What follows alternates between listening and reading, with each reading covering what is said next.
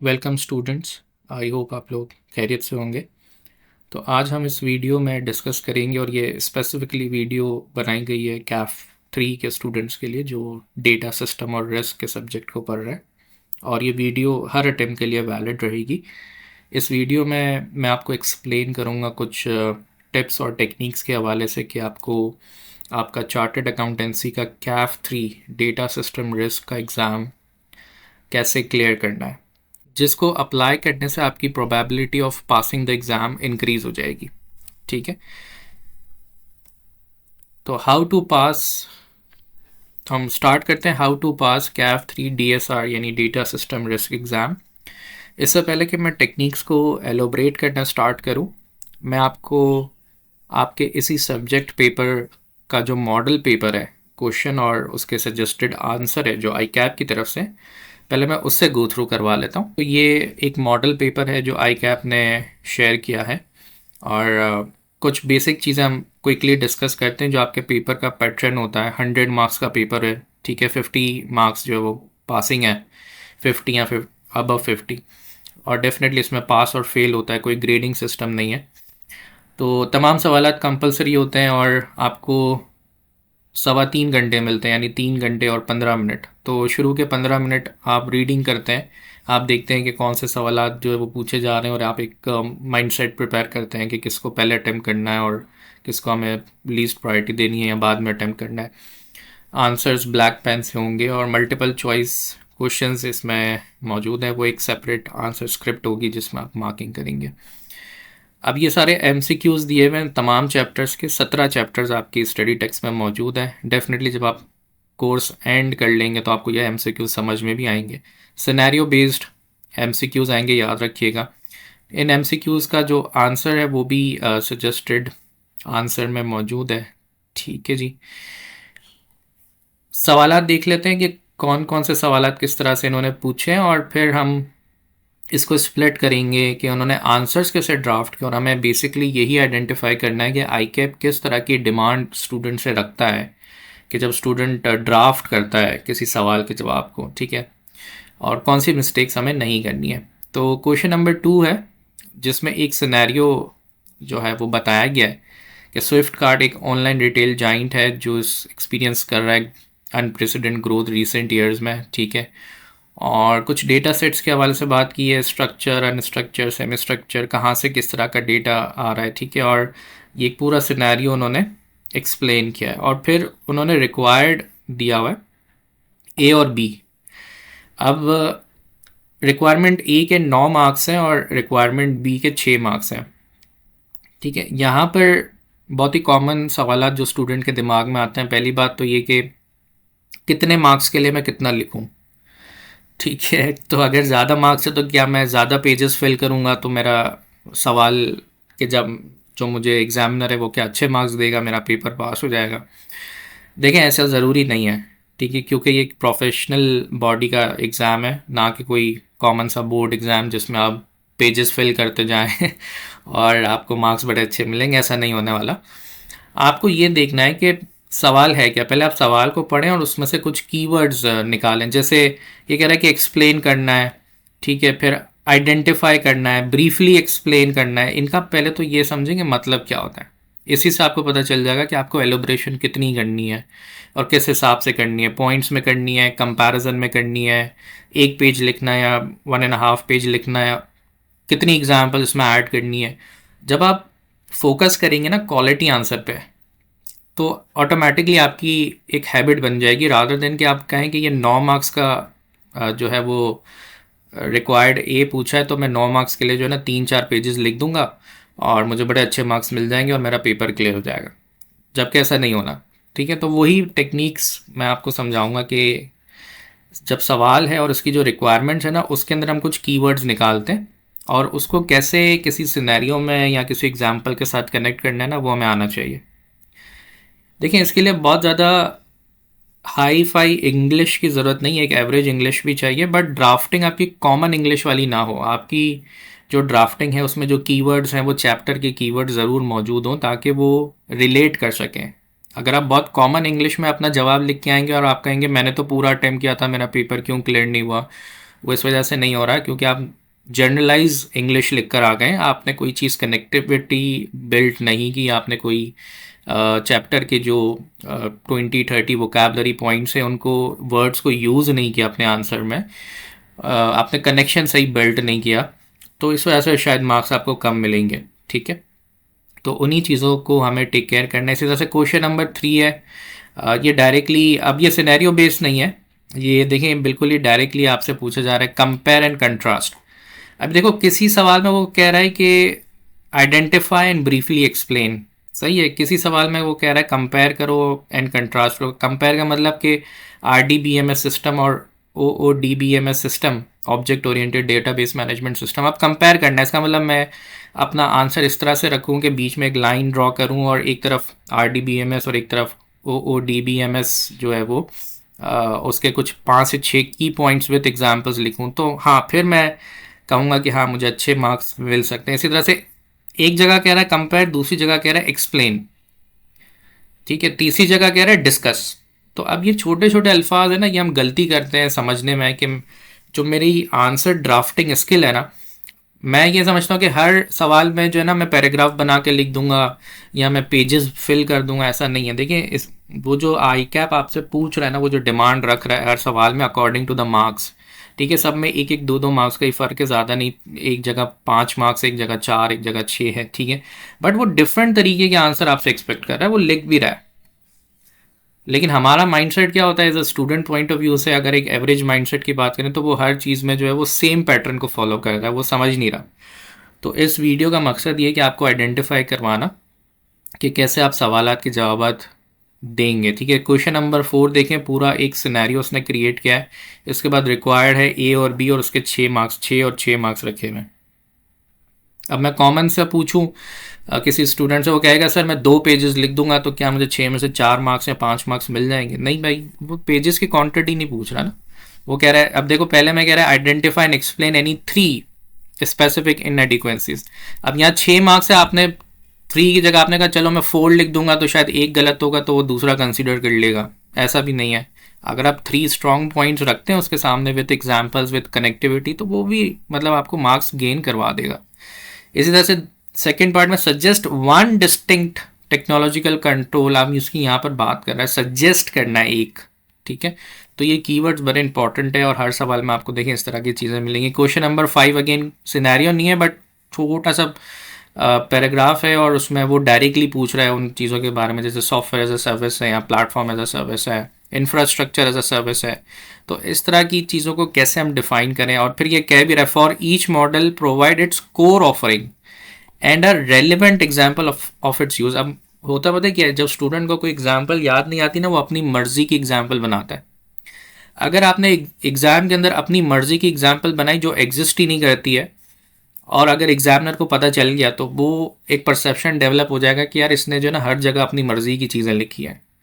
इसीलिए कहते हैं कि आप जो तैयारी करें ना वो विद प्रॉपर यूज़ केसेस और एग्जाम्पल्स के साथ करें। और आपको याद होगा मैंने तकरीबन अपनी वीडियोस में जो मेरे चैनल पे मौजूद हैं चैप्टर वाइज, उसमें ऑथेंटिक एग्जाम्पल्स बाकायदा रेफरेंस के साथ दी हुई हैं, पूरी केस स्टडीज़ बताई हुई हैं, ठीक है, और आने वाले चैप्टर्स में भी यही टेक्निक रहेगी।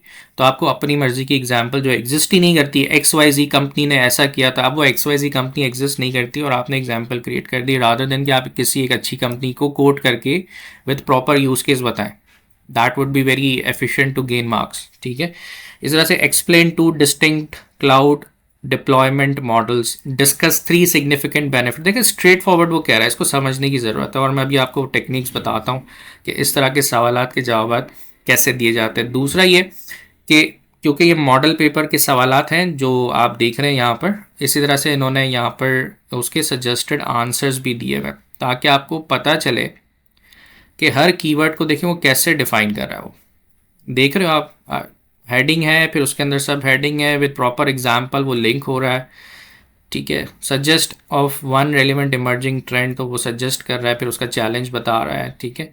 अब ये देखें कंपैरिजन वाला था, RDBMS object oriented database management system, तो पहले ही इसने कोर कैरेक्टरिस्टिक, फिर उसके अंदर उसको एक्सप्लेन किया अच्छे से, ठीक है, इसके बाद फिर strength and use cases, contrast, disadvantage पूछा है, ठीक है। तो यहाँ से ये आपको है ना पता चल जाना चाहिए कि किस तरह से आंसर्स की ड्राफ्टिंग की गई है, कहाँ पर पैराग्राफ्स हैं, कहाँ पर बुलेट पॉइंट्स हैं, किस तरह की एग्जाम्पल्स हैं। जर्नलाइज इंग्लिश नहीं मिलेगी आपको यहाँ पर, फोकस तरीके से उन्होंने सब्जेक्ट की लैंग्वेज को और वोकेबलरी को इस्तेमाल किया है। ठीक है, ये आप देख सकते हैं। जैसे पहले उसने बताया platform as a service core offering, और फिर उसकी एक एग्जाम्पल, और फिर एग्जाम्पल में भी वो कोट कर रहा है, जैसे गूगल ऐप इंजन है, क्लाउड बेस्ड प्रोजेक्ट मैनेजमेंट। तो वो सही से उसको कोट कर रहा है, जर्नलाइज नहीं कर रहा। ठीक है, तो ये आप इसको भी रेफ़र कर सकते हैं। अब हम आते हैं थोड़ा सा टेक्निक्स के हवाले से जो मुझे सजेस्ट करनी है, और ये कैसे आप ड्राफ्ट करेंगे। ठीक है, पहली चीज़ तो ये कि प्रैक्टिस आपको बहुत ज़्यादा करनी होगी, वो तो हर सब्जेक्ट के लिए आप करते हैं, चाहे वो थियोरेटिकल हो या प्रैक्टिकल हो, चाहे वो अकाउंटिंग हो, ऑडिट हो, टैक्स हो, लॉ हो, और इसी तरह से DSR, data system. Alright students, तो अब हम ज़रा बात करते हैं टिप्स और टेक्निक्स के हवाले से कि हम इस सब्जेक्ट को कैसे पास करेंगे। तो सबसे पहला जो सजेशन है वो ये है कि आपको करेक्ट कीवर्ड्स और डेफिनेशंस का इस्तेमाल करना है। ठीक है, और इस सब्जेक्ट के अंदर हर चैप्टर में बहुत सारे कीवर्ड्स हैं, एक्रोनिम्स मौजूद हैं। जैसे एक है ETL। तो ETL का मतलब क्या है? एक्सट्रैक्ट, ट्रांसफॉर्म एंड लोड, जो मैंने चैप्टर 1 में भी आपको बताया। ठीक है, इसी तरह से RBAC। ठीक है, SAS, PAS। ठीक है ना, सॉफ्टवेयर एज अ सर्विस। सही है। तो ये जो एक्रोनिम्स हैं ये आपको हेल्प आउट करेंगे, क्योंकि अमूमन देखा गया है कि स्टूडेंट्स अगर ये कीवर्ड्स और इनकी डेफिनेशंस को याद नहीं करते या सही से नहीं लिखते या भूल जाते हैं, तो आपका जो आंसर का जो वेटेज है या जो क्वालिटी है ना, वो फिर वैसा नहीं रहता। लेकिन आप जितने अच्छे कीवर्ड्स, एक्रोनिम्स वगैरह यूज़ करते हैं ना, तो एग्जामिनर नोज़ कि आपको उस टॉपिक पे कमांड है, आपको नॉलेज है, और आपका एक क्वालिटी आंसर बिल्ड होता है।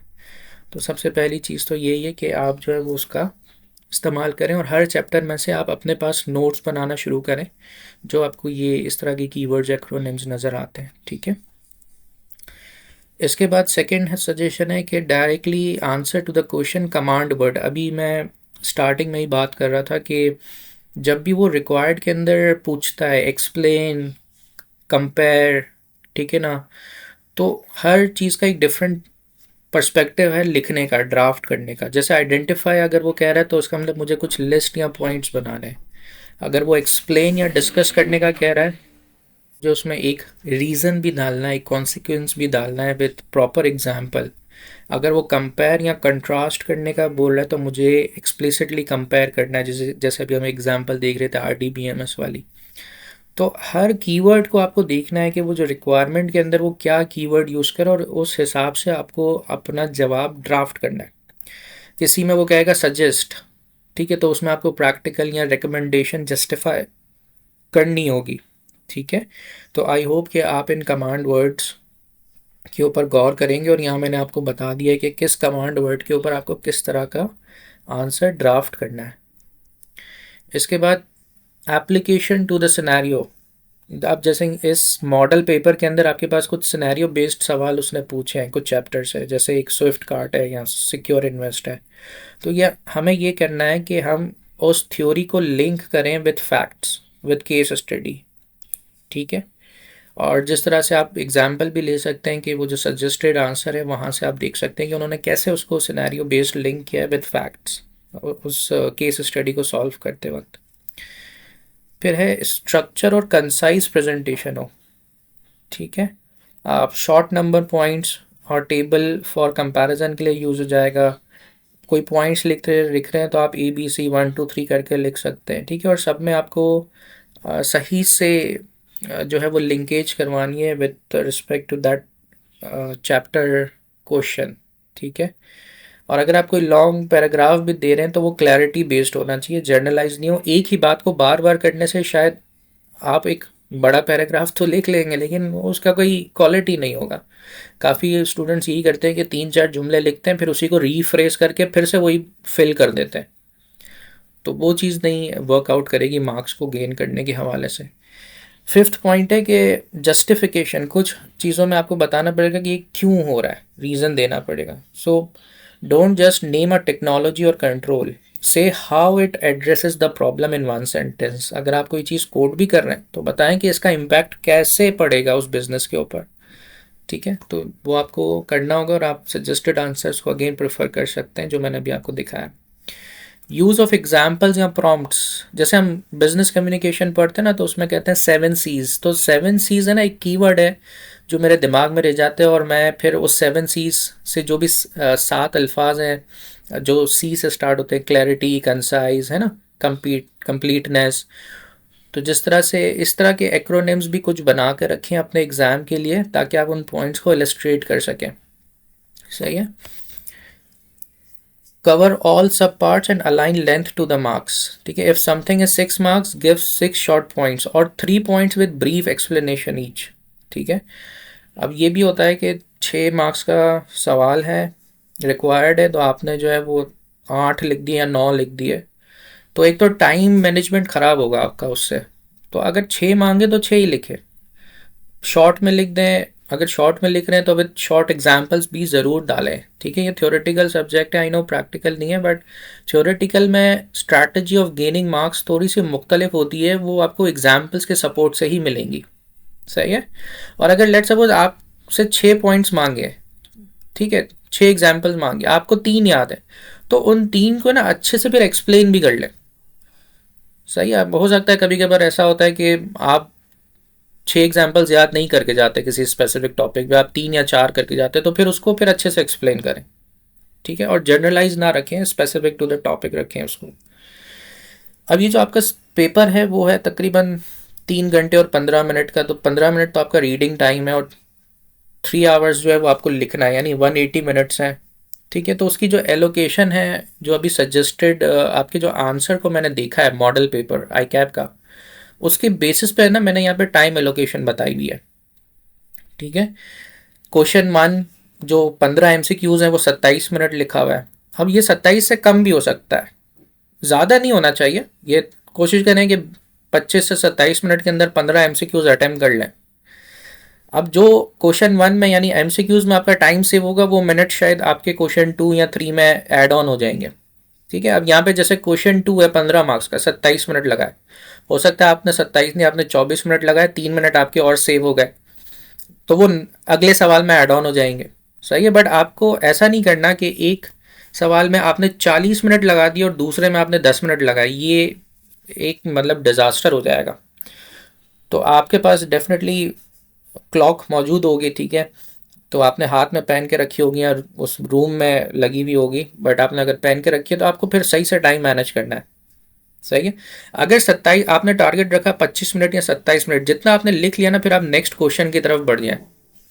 सही है। लेकिन अगर आप क्वालिटी बेस्ड आंसर्स लिख रहे हैं तो मेरे ख्याल से लेंथ इतनी बड़ी नहीं होगी कि आप उस स्ट्रैटेजी से जाएं कि मैं पेजेस बहुत ज़्यादा फिल कर दूं और मुझे मार्क्स मिल जाएंगे। ऐसा नहीं होने वाला है सब्जेक्ट के अंदर। आपको उसमें पेजेस तो फिल करने, लेकिन अप टू द पॉइंट और up to the case scenario करने, विद प्रॉपर वोकेबलरी करने, तो आपका वेटेज क्वालिटी आंसर बनेगा। और उस हिसाब से जो टाइम एलोकेशन है ना, यहाँ मैंने बताई हुई है। ठीक है, तो आई होप आप इसको फॉलो करेंगे और आप 1-2 पेपर्स अटेम्प्ट करेंगे ना एग्ज़ाम से पहले घर बैठ के या अपने रिस्पेक्टिव इंस्टीट्यूट में, तो आपको एक आइडिया हो जाएगा। बट ये मेरी सजेशन है, आप इसको फॉलो करके देखिएगा एंड हैव दैट इम्पैक्ट। ठीक है, इसके अलावा हाउ टू कन्वर्ट मार्क्स, तो मैं उस हिसाब से बता रहा हूँ। अगर कोई 1 मार्क्स का है तो 1 शॉर्ट सेंटेंस, ठीक है, विद शॉर्ट एग्जाम्पल। 2 से 3 मार्क्स का है तो 2 से 3 शॉर्ट पॉइंट्स और 1 पॉइंट विद ब्रीफ एक्सप्लेनेशन। 4 से 6 मार्क्स का है तो 3 से 4 points with 1 line of explanation. 6 से ज़्यादा मार्क्स का है या 6 मार्क्स का है तो स्ट्रक्चर आंसर होगा, शॉर्ट इंट्रो, लेबल पॉइंट्स दें 3 से 6, हर सेंटेंस की जस्टिफिकेशन करें विद एग्जाम्पल। तो यहाँ पर ये मैंने बता दिया कि हर मार्क्स के हिसाब से आपको कितना लिखना है और किस तरह से लिखना है। सही है। अब एक यूज केस था क्वेश्चन नंबर 2 में स्विफ्ट कार्ट का 15 मार्क्स का, जिसमें 3 V's डिस्कस किए थे, वॉल्यूम, वेलोसिटी और वैरायटी। ठीक है, तो पहले तो आपने उसके नाम बताए, यानी अब ड्राफ्टिंग टेक्निक में बता रहा हूँ आपको ड्राफ्ट कैसे करना है। सही है, तो आपने पहले उसके नाम बताया, फिर आपने 1 लाइन एविडेंस दिया with scenarios, proper valid scenarios, अपनी मर्जी के नहीं। फिर आपने 1 लाइन की उसकी इम्प्लीकेशन लिखी कि भाई जो सिनेरियो आपने बताया उसके अप्लाई करने से क्या इम्पैक्ट आएगा। ठीक है, ये प्रॉपरली आपको ड्राफ्ट करना होगा। पार्ट बी में अगर आपने देखा हो तो वो 6 मार्क्स का था, जिसमें 2 डेटा चैलेंजेस और एक उसके साथ साथ उसकी एक टेक्नोलॉजी डिस्क्राइब करनी है। तो आपने सबसे पहले उसका नाम बताया उस टेक्नोलॉजी का, it could be data quality, integration, processing. ठीक है, फिर आपने कोई टेक्नोलॉजी को रेकमेंड किया, it could be data lake houses, ETL, है ना, एआई बेस्ड डेटा क्लीनिंग। और फिर आपने एक एक सेंटेंसेस में मजीद उसको लिंक किया प्रॉब्लम टू दैट सोल्यूशन। तो जब आप इस तरह से अपने आंसर्स को ड्राफ्ट करेंगे, सो देर आर मैनी चांसेस कि आपको मार्क्स जो मिलेंगे ना वो अच्छे मिल जाएंगे। सही है। इसी तरह से एक और सवाल था आपके मॉडल पेपर में जिसका सजेस्टेड आंसर पढ़ने के बाद मैंने उसको एनालाइज किया, तो डेटा बेसिस से था, वो 15 मार्क्स का। उसका पहला पार्ट 6 मार्क्स का है, जिसमें वो कंपैरिजन मांग रहा है RDBMS और OODBMS के अंदर। तो उसमें क्या किया, हमने कंपेयर किया विथ फॉर्मेटेड आंसर्स, और फिर उसके अंदर जो है वो कुछ की सिनेरियोज डिफाइन किए मैं मैंने भी आपको दिखाया भी है। You can again refer to the suggested answer. ठीक है, इसी तरह से पार्ट बी उसका नो सीक्वल वाला है, 4 मार्क्स का, और वो कह रहा है डिफाइन करो या लिस्ट करो की कैरेक्टरिस्टिक्स को। तो आपने प्रॉपरली उसको अगर पढ़ा हुआ होगा तो आप कर सकोगे, और with short examples as well या यूज केसेस एज वेल। ठीक है, फिर 5 मार्क्स का नेटवर्क मॉडल के ऊपर उन्होंने बात की, एक्सप्लेन, पॉइंटर या लिंक विद बेस पैराग्राफ। ठीक है, इस तरह से क्वेश्चन 6 है सिक्योर इन्वेस्ट, वो भी 15 मार्क्स का था। उसके पहले पार्ट में उन्होंने कहा 3 रिस्क बताओ 6 मार्क्स के। तो आपने पहले उसके नाम बताया, फिर उसको क्लासिफाई करवाया, फिर उससे रिलेटेड अगर कोई रिस्क है या कोई सिचुएशन में आप उसको प्लेस कर सकते हैं या उस सिनेरियो में कैसे ऐड ऑन हो सकता है वो आपने बताया, और फिर उसका सजेस्टेड सोल्यूशन। ठीक है, इस तरह से पार्ट बी था उसका मैप टू CIA, 6 मार्क्स का था। So for each risk state which of confidentiality, integrity, availability, its effects, and why, plus one short real world example। अपनी मर्जी की ऑर्गेनाइजेशन मत बना लेना, या अपनी मर्जी की जो कभी कुछ हुआ ही नहीं है वो एग्जाम्पल मत देना। आप अच्छे से एग्जाम्पल्स को पढ़ के जाएं, चाहे आप स्टडी टेक्स्ट से पढ़ के चाहे आप गूगल से कहीं से सर्च करके पढ़ के जाएं। तो अभी से ही एग्ज़ाम से पहले ही अपने पास हर टॉपिक के बेसिस पे एग्जाम्पल्स आपके पास अच्छी रेलिवेंट होनी चाहिए। ठीक है, और फिर उसको आप जो है वो हाफ अ लाइन पर डिस्क्राइब करें, और सजेस्टेड आंसर अगेन मैं कहूँगा रेफ़र करें। फिर इसके बाद एक पार्ट सी है 3 मिटिगेशंस, 3 मार्क्स का ये रिक्वायरमेंट थी। ठीक है, तो इसमें आपको बताना था हाई इम्पैक्ट टर्म्स। सही है, जो यहाँ मैंने आपके सामने लिख के रखी हुई है। तो जब आपका आंसर इस तरह का होगा ना, अब देखिए इसमें बहुत ज़्यादा एडवांस लेवल इंग्लिश रिक्वायरमेंट नहीं है। आप एक एवरेज स्टूडेंट हैं जो एक अच्छा आंसर, क्वालिटी आंसर जो है वो क्वांटिटी के ऊपर चला जाता है, और उसके पास lack of examples, lack of proper उस एग्जांपल को सिनेरियो बेस्ड करना और सिनेरियो बेस्ड सोल्यूशन सजेस्ट करना उसी आंसर के अंदर, वो ड्राफ्टिंग स्किल नहीं होती है। तो उसको क्रिएट करने की कोशिश करें। इसी तरह से एक और सवाल है क्वेश्चन नंबर 7 आपके सजेस्टेड मॉडल पेपर के अंदर, which is related to IT risk and strategy, जो 14 मार्क्स का है। तो पहला पार्ट है 2 कैटेगरीज जो 6 मार्क्स का था। तो एक आप फिजिकल एग्जाम्पल दे दो, ठीक है, क्या हो सकती है, पावर फेलियर हो गया या हार्डवेयर चोरी हो गया। एक डिजिटल एग्जाम्पल दे दो, रैंसमवेयर या फिशिंग की। ठीक है, और फिर define each and give a single concrete example. ठीक है, इसके अलावा पार्ट बी था उसी सवाल के अंदर 2 मिटिगेशन स्ट्रैटेजीज पर कैटेगरी, 4 मार्क्स के लिए उसने पूछा है। ठीक है, तो आपको फिर देखें ये लिंकेजेस बनाना आना चाहिए, जो मैंने अभी टर्मिनोलॉजीज यहाँ पर लिखी हैं। इसी तरह से पार्ट सी है strategic importance and challenges, 4 marks का। Explain why IT risk management supports continuity, compliance, reputation. List 2 common challenges, दो कॉमन चैलेंजेस आपने डिफाइन कर दिए। ठीक है, और फिर आपने कुछ सजेशंस उसके हवाले से प्रोवाइड कर दी। तो अब मैं आपको बताता हूँ एग्जाम्पल क्या हो सकती है वर्सेस पुअर और गुड ड्राफ्टिंग की, ताकि आपको समझ में आए। जैसे एक सवाल आता है, लेट सपोज 3 मार्क्स का, आइडेंटिफाई वन रिस्क। अब 3 मार्क्स के लिए वो कह रहा है आइडेंटिफाई करो एक रिस्क को of cloud computing and explain how it's affect the business. ठीक है, तो मैंने क्या लिखा, cloud has many risk like security, privacy and available platforms. मैंने लिख के तो मैं आ गया और जनरलाइज लिख दिया, हालांकि ऊपर सवाल पढ़े कि वो कह रहा है एक रिस्क बताओ क्लाउड कंप्यूटिंग का, उसको फिर उसको उस अंदाज में एक्सप्लेन करो कि वो बिजनेस पे कैसे इफेक्ट करेगा, जबकि मैंने यहाँ पे किया नहीं। अब मैंने क्या किया, मैंने सिंपल लिख दिया ना कि cloud has many risk like security, privacy and availability platform availability problems. होगा पता है क्या, मैं तो सेटिस्फाई हो जाऊंगा सर, मैं तो पूरा पेपर करके आया था, ये मैं फेल कैसे हो गया। भाई आप फेल इसलिए हो गए क्योंकि आपने ड्राफ्टिंग ही गलत की है, पुअर ड्राफ्टिंग की है आपने, आपसे ये पूछा ही नहीं जा रहा था। लेकिन अगर मैं इस तरह से करता कि सर रिस्क है मिसकॉन्फ़िगर्ड क्लाउड स्टोरेज में expose sensitive customer data to the public, threatens confidentiality and damages trust. Now this answer has keywords, यानी इस ड्राफ्टिंग के अंदर कीवर्ड्स भी हैं टॉपिक के, यानी वोकेबलरी भी अच्छी यूज़ की हुई है, सही से यूज़ की हुई है, सिनेरियो भी समझ में आ रहा है और उसका इम्पैक्ट भी समझ में आ रहा है। तो जब 3 मार्क्स का ये सवाल है ना, तो आपको इसमें से या तो 3 में से 3 दे देंगे, या 3 में से 2.5 दे देंगे, या 2 दे देंगे, लेकिन 3 में से 0 नहीं देंगे। तो अब आपको यहाँ पर आई होप कंपैरिजन बड़े अच्छे से क्लियर हो रहा है कि एक है जो नॉर्मल इंग्लिश लिख के आ रहा है बेचारा, जिसकी तैयारी नहीं है, लेकिन जिसकी तैयारी है उसका आंसर देखो इस तरह से ड्राफ्ट होगा, यानी उसके अंदर कीवर्ड्स भी होंगे, उसके अंदर सिनेरियो भी होगा और उसका इम्पैक्ट भी वो अच्छे से डिफाइन करेगा। तो आई होप आपको यहाँ से क्लैरिटी मिल रही है कि पुअर वर्सेस गुड ड्राफ्टिंग में क्या फ़र्क होता है। Quick exam day formula for every point use 3 step formula, यानी आपको टर्मिनोलॉजी सही से पता हो, उसका कॉन्सेप्ट पता हो और आप उसको किसी सिनेरियो से लिंक कर सकें, प्लस उसका इम्पैक्ट या आउटकम क्या हो सकता है। जैसे यहाँ पर एग्जाम्पल दी हुई है वॉल्यूम के हवाले से, Swift cart has millions of customers reviews and transactions daily, requires scalable storage and efficient data pipelines. तो अब हम इसको ड्राफ्ट कैसे करेंगे, if you constantly draft answer this way you hit all the keywords, यानी एग्जामिनर की जो marking scheme है वो ज़ाहिर पहले तो बेस करेगी कीवर्ड्स पे, फिर आपने जो एग्जाम्पल कोड की उसको आप किस सिनेरियो में यानी किस तरह से लिंक कर रहे हैं, ठीक है, उसकी एप्लीकेशन आपको शो करनी है, और फिर आपको कंसाइज रहना है, जो कि आपका टाइम सेव करेगा to split the duration between each of the question जो आप सॉल्व करेंगे। कोई 27 मिनट में हो रहा होगा, कोई 15 मिनट में हो रहा होगा, कोई 20 मिनट में हो रहा होगा, ठीक है। तो आई होप आपको इस वीडियो से एग्ज़ाम की कुछ टिप्स एंड टेक्निक्स से अंदाज़ा हुआ होगा कि CAF3 DSR data system risk को आप कैसे अटेम्प्ट करेंगे, एंड आई होप कि आप इंशाल्लाह ज़रूर CAF3 पास करेंगे। Thank you.